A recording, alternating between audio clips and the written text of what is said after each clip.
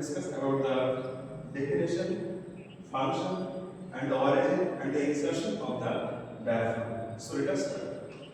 First of all, what is diaphragm? Diaphragm is a fibromuscular dome-shaped respiratory muscle situated below the heart and the lungs and divides the thorax from the abdomen. So what is it? First of all, it is a fibromuscular muscle. It is not purely muscle, it is fibrous and muscular. Two terms, the fiber plus muscle. Together constitute the fibromuscular dome-shaped respiratory muscle, which is situated below the heart and the lungs, like this.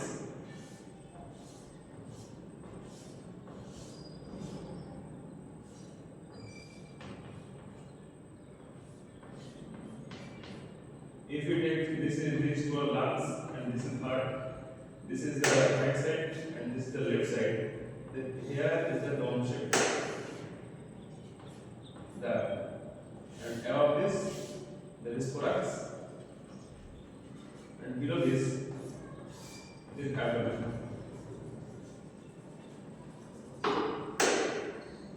So it is a fibromuscular dome-shaped respiratory muscle situated below the heart and the lungs and divides the thorax from the abdomen. Now, what is the function? It has two functions mainly. One is primary, one is secondary. What is the primary function? The primary function is respiration. In case of respiration, there is two processes. One is inspiration. One is expiration.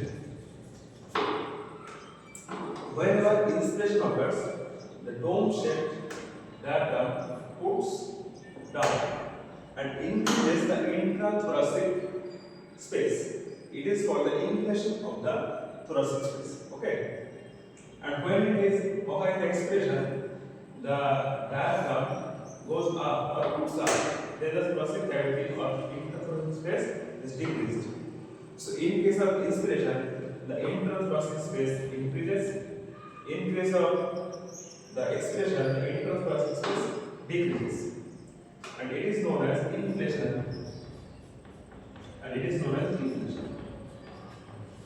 So these are the processes.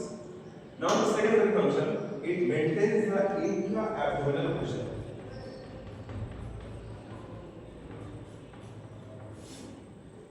And intra-abdominal pressure helps during the process of urination or micturition, defecation, or stool pass, and coughing, sneezing, etc. These are the secondary functions of the diaphragm.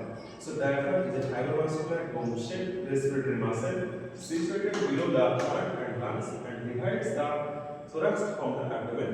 And its primary function is respiration, which has two processes. One is inspiration, one is expiration. And the secondary function are to maintain the intra-abdominal pressure during the urination, defecation, coughing, and sneezing. So these are the definition and the function of the diaphragm. Now, what are the origin and the insertion of the diaphragm? First of all, in case of origin, in case of diaphragm, there are three sources. So what are those three sources? The first one is the sternal part, costal part, and the lumbar or vertebral part. Now, in case of sternal part, it arises from the posterior surface of xiphoid process of the sternum.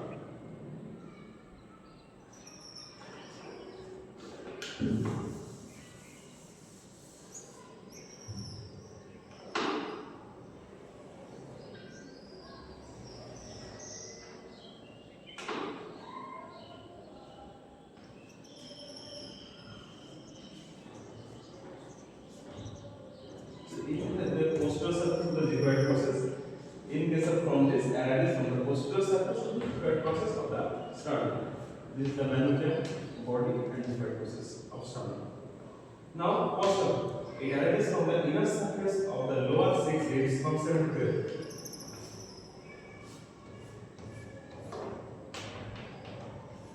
These are all the 6 ribs, and from the inner surface of the lower 6 ribs, 7 to 12.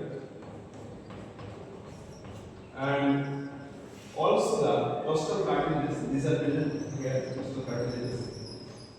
And the intercostal space, this space present in two costal ribs. Now, lava or vertebral graph, the right graph, it has two parts. The on this half.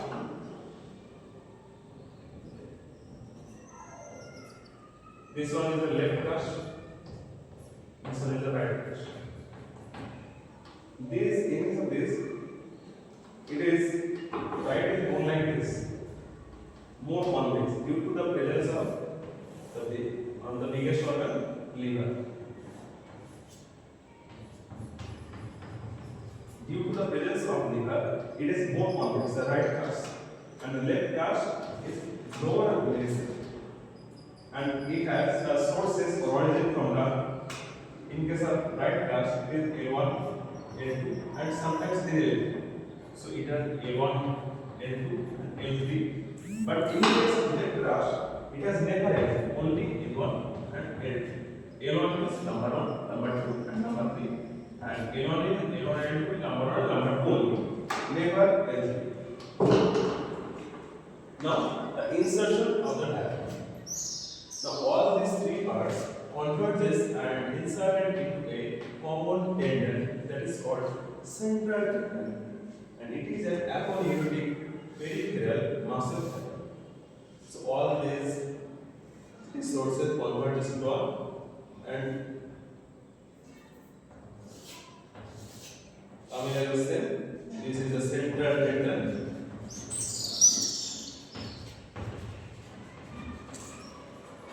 And the central tendon is an aponeurosis, not muscle. And this aponeurosis or the mark helps to convert these three sources: one from the sternal part, one from the costal part, and one from the lumbar part. So these sources convert to one and from the central tendon. So if you have any doubt related to these topics, you can ask in the comment section. Thank you so much for